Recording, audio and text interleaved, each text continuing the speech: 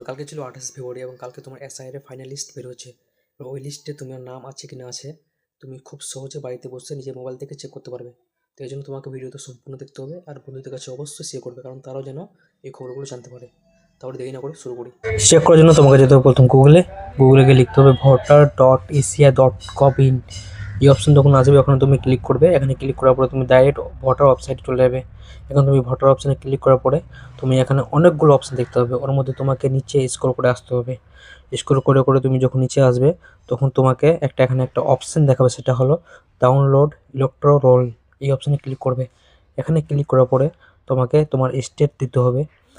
তোমার যেটা স্টেট আছে সেটা তুমি দিবে, যেহেতু তোমার ওয়েস্ট বেঙ্গল দিলাম। তারপরে এখানে তোমার 2026 ফাইনাল রোল দেখাবে, তোমাকে এটা সিলেক্ট করে থাকতে হবে, অন্য কিছু করবে না।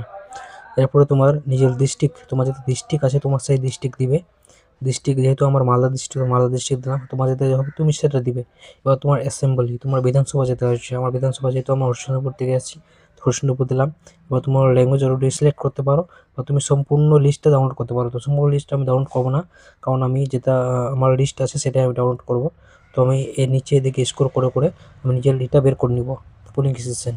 তো আমার পোলিং স্টেশন পেয়ে গেলেই ওখানে আমি ক্লিক করার পরে তোমার যেটা ক্যাপচা আছে ক্যাপচা দেওয়ার পরেই আমার দেখবে ডাউনলোড হয়ে গেছে।